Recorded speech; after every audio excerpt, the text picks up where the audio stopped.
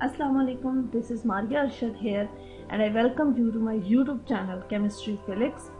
As I started the series of elimination reactions and this is the first video of this series. So in this video we will basically discuss the introduction of elimination reactions. So let's get started.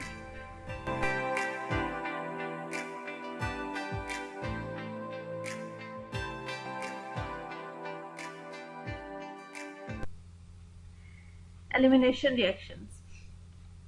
Those reactions in which the two atoms or groups are removed from the molecule without being replaced by other atoms or groups are known as elimination reactions. हम कहते हैं कि वो वाले reaction जिनके अंदर से to atoms या ग्रुप रिमूव हो जाते हैं विदाउट बीइंग रिप्लेस्ड, उनको रिप्लेस नहीं किया जाता, जस्ट टू एटम्स या ग्रुप्स अगर एलिमिनेट हो जाए तो इस तरह के जो रिएक्शन होते हैं उनको हम एलिमिनेशन रिएक्शंस कहते हैं। फॉर एग्जांपल यहाँ पर एक रिएक्शन दिखाया गया है कि इसमें ये एक मॉलिक्यूल है जिसमें एलिमिनेशन रिएक्शन हो रही है। यहाँ पर एक H और एक Y, ये दो एटम जो हैं ये दोनों एटम एलिमिनेट हो रहे हैं और इनकी रिप्लेसमेंट नहीं हो रही है, जस्ट एलिमिनेट हो रहे हैं और एज अ रिजल्ट हमारे पास क्या बन रहा है, pi bond. So this is an example of elimination reactions. Elimination reactions वो वाले रिएक्शंस होते हैं जिसमें टू एटम्स या ग्रुप्स रिमूव होते हैं from the molecule without being replaced by the other atoms और ग्रुप्स। अब क्लासिफिकेशन ऑफ एलिमिनेशन रिएक्शन अब अगर हम देखें तो हम लोगों ने एलिमिनेशन रिएक्शन में देख लिया कि दो एटम्स जो होते हैं वो एलिमिनेट होते हैं, तो उन दो एटम्स की पोजीशन की बेस पे हम एलिमिनेशन रिएक्शंस को क्लासिफाई करते होते हैं। कहाँ से कौन से पोजीशन से जो एटम्स हैं वो एलिमिनेट हो रहे हैं उसकी बेसिस पे हम एलिमिनेशन रिएक्शन को क्लासिफाई करेंगे।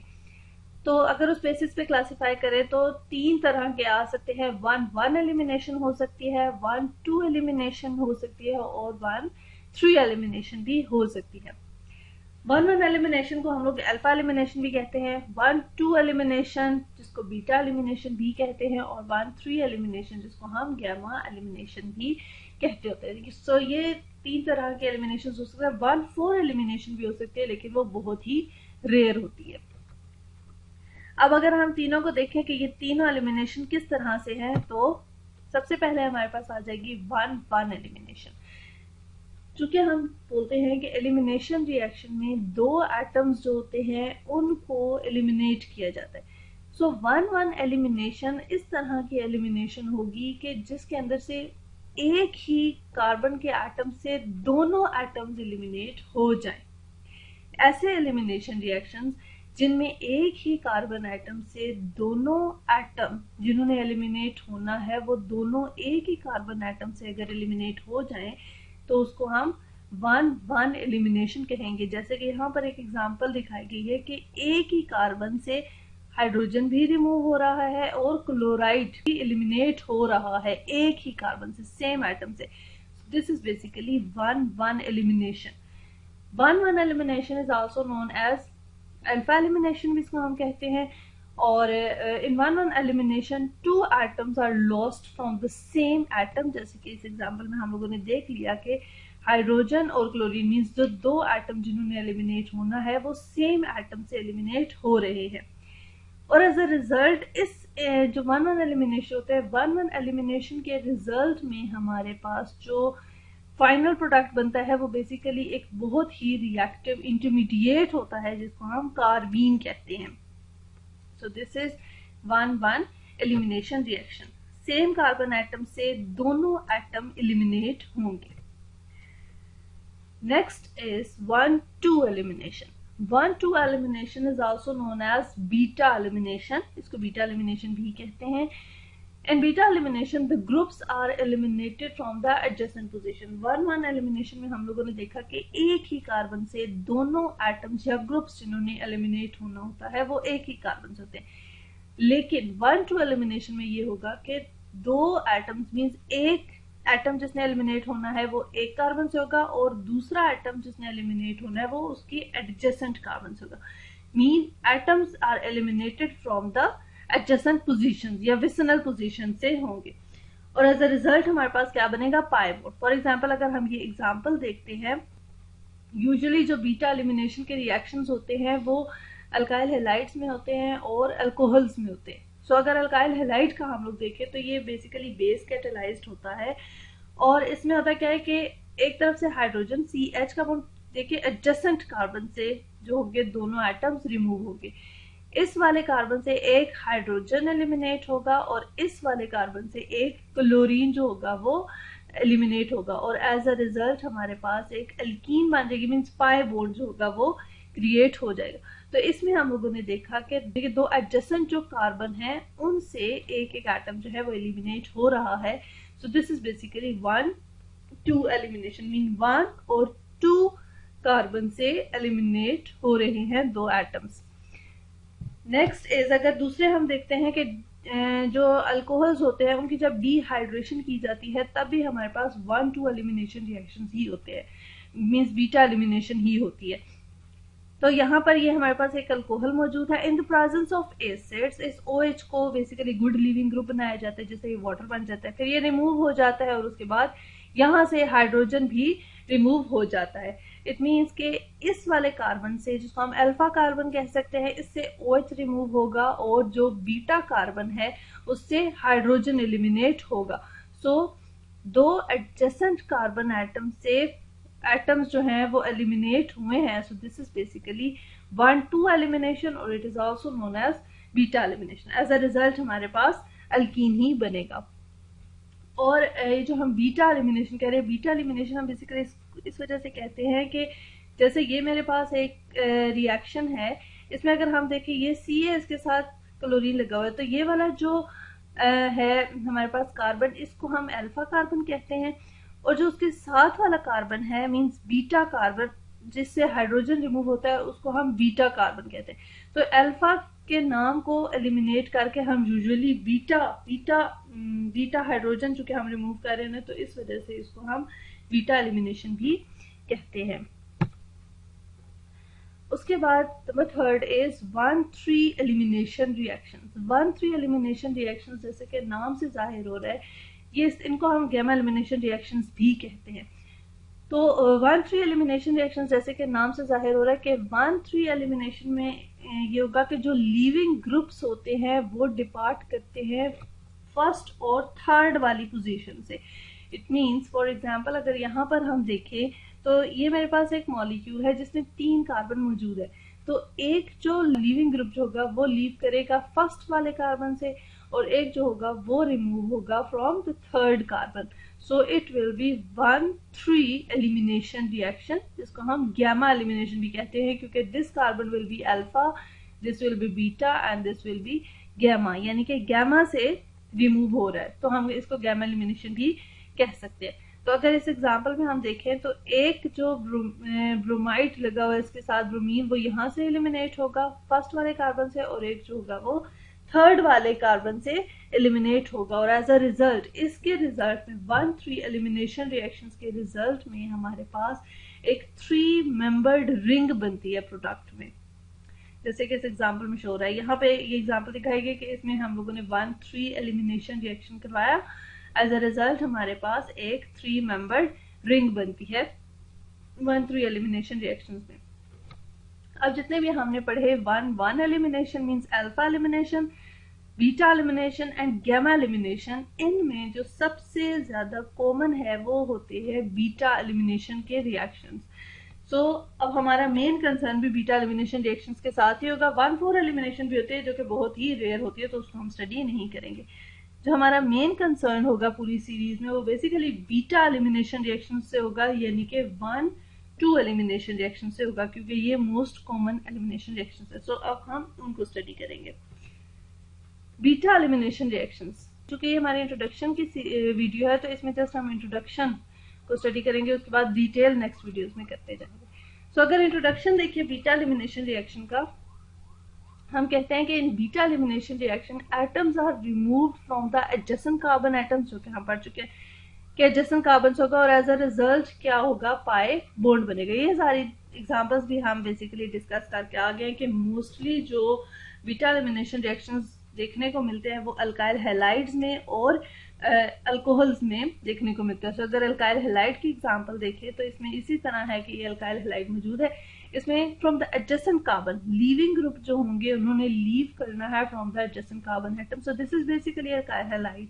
और अगर इसमें हम देखें तो एक जो लीविंग ग्रुप है वो इस कार्बन से एलिमिनेट हो रहा है और जो दूसरा लिविंग ग्रुप है दैट इज हाइड्रोजन तो वो यहाँ से एलिमिनेट हो रहा है।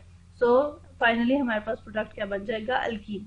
और दूसरा हम देखते हैं कि डिहाइड्रेशन ऑफ अल्कोहल्स जो कि एसिड कैटेलाइज्ड होती है तो उसमें क्या होगा कि OH जो है वो अल्फा कार्बन से एलिमिनेट हो रहा है और जो हाइड्रोजन है वो बीटा कार्बन से एलिमिनेट हो रहा है and finally we get the alkene. So this is basically beta elimination reaction. अब अगर हम देखें mechanism of beta elimination reaction, तो बीटा एलिमिनेशन में हम लोगों ने बात बेसिकली ये की कि दो एडजेसेंट कार्बन से लीविंग ग्रुप्स जो होंगे वो लीव करेंगे।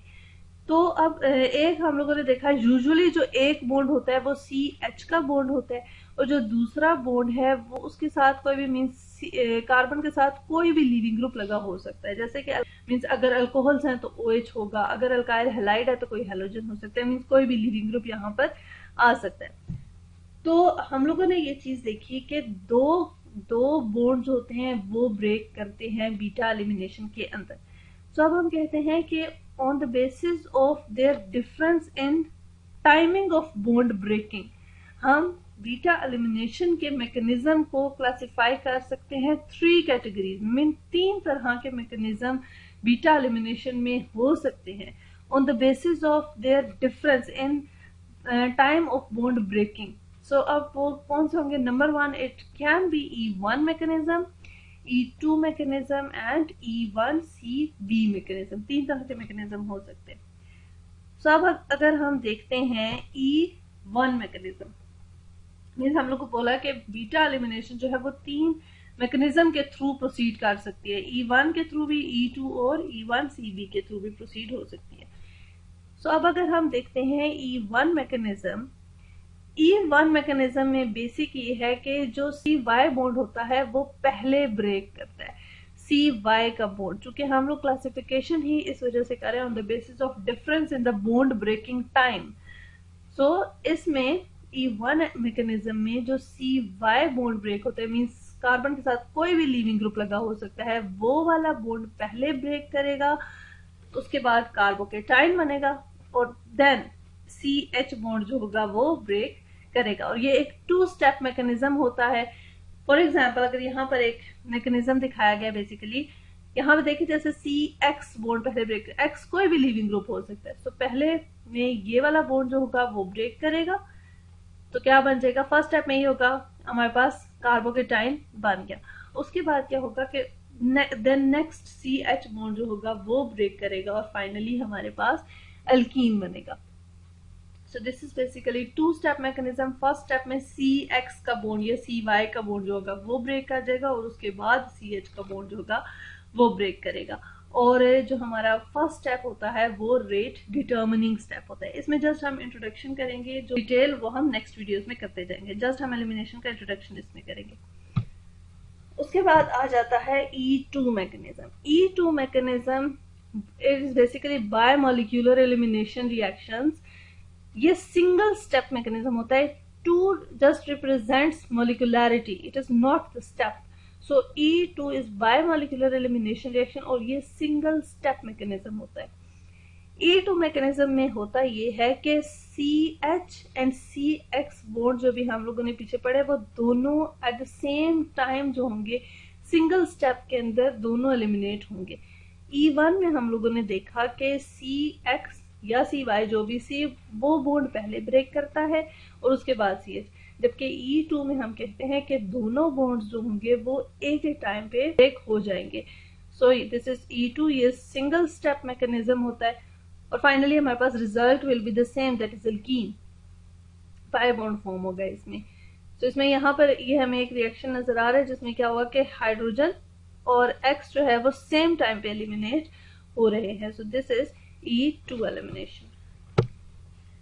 उसके बाद आता है हमारे पास E1CB mechanism. E1CB is basically elimination unimolecular conjugate base mechanism. ये 2 स्टेप प्रोसेस होता है। इस मैकेनिज्म में बेसिकली ये होता है कि CH बॉन्ड जो होता है वो पहले ब्रेक करता है और as a result carbanion बनता है एज एन इंटरमीडिएट। E1 में हम लोगों ने बोला था कि CY का बॉन्ड पहले ब्रेक करेगा, फिर उसके बाद फिर कार्बोकेटाइन बनेगा, फिर CH का बॉन्ड ब्रेक करेगा। E2 में हमने बोला कि CH और CX बॉन्ड जो है वो दोनों इकट्ठे ब्रेकआउट हो जाएंगे।